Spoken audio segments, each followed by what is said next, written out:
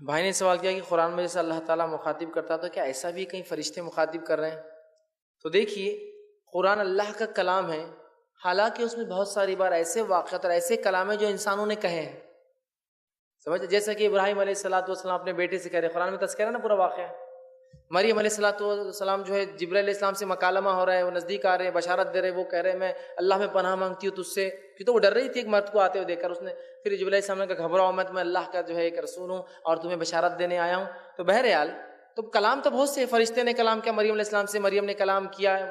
فرشتہ کلام کر رہا ہے ابراہیم علیہ السلام سے، ابراہیم علیہ السلام جواب دے رہے ہیں، تو بہت سارے کلام ہیں۔ لیکن چونکہ اللہ نے ان کلام کو پسند کیا اور قیامت تک باقی رکھا اور ہم کو اس کے طرف سے بھیجا، اس لیے ان کلام کو ہم اللہ کا کلام بولتے ہیں۔ اللہ نے جو باتیں پسند کی انبیاؤں کی یا فرشتوں کی یا لوگوں کی، اس کو اپنے پاس رکھ لیا اور پھر ہم کو قرآن کے ذریعے بھیجا۔ لیکن اس کو ہم یہ نہیں کہہ سکتے کہ وہاں فرشتوں کا کلام ہے، ہاں عام زبان میں کہہ سکتے کہ فرشتے کہہ رہے ہیں، لیکن کلام اللہ کا ہے۔ اللہ نے ہمیں بتایا کہ فرشتوں نے یہ کلام کیا یا فرشتے ایسا کہہ رہے تھے جیسے آپ نے ابھی بیان کیا 2 آیتوں میں، لیکن اس کلام کو فرشتوں کا ہم کلام نہیں کہہ سکتے، اللہ کا کلام ہے جس سے فرشتے مخاطب ہیں ان لوگوں سے، اور وہ کہہ رہے ہیں کہ ہم اللہ کے طرف سے اترتے ہیں یا اللہ کے حکم سے فلاں کام کرتے ہیں، لیکن قرآن کی تمام باتیں اللہ کا کلام ہے۔